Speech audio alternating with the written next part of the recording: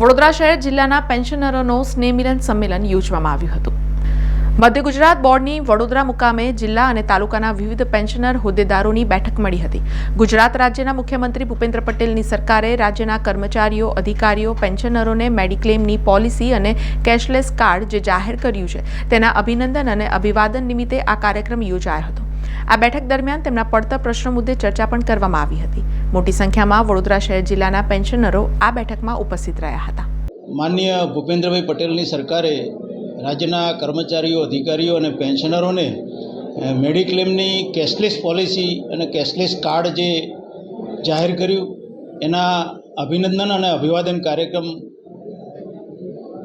ખાતે ખાસ કરીને આ મિટિંગનું આયોજન અમે કર્યું છે અને અમારા બાકીના પેન્શનરોના જે પ્રશ્નો છે, પડતર પ્રશ્નો સરકારશ્રીમાં, એ બાબતે થોડી સક્રિયતા દાખવવા માટે અમારા વડોદરાના મધ્ય ગુજરાત ઝોનના હોદ્દેદારોની, પેન્શનર હોદ્દેદારોની મિટિંગ અમે આજે બોલાવી છે અને એ મિટિંગમાં ખૂબ સારી ચર્ચાઓ કરી અને બાકીના જે કંઈ પડતર પ્રશ્નો, કોમ્પ્યુટર પેન્શન, 65 વર્ષે, 70 વર્ષે, 75 વર્ષે પેન્શન વધારો,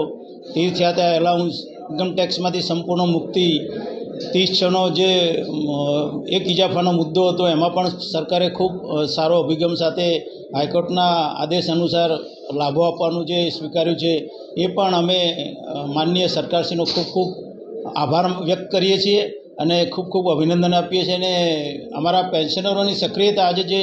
અમે જોઈ એમાં પણ અમે ખૂબ સારો ગૌરવ અનુભવીએ છીએ। સમાચારોના સતત અપડેટ માટે TNN ન્યૂઝને YouTube પર સબસ્ક્રાઇબ કરી બેલ આઇકોન પ્રેસ કરો અને અમારી સાથે જોડાયેલા રહો Facebook, Instagram અને Twitter ઉપર।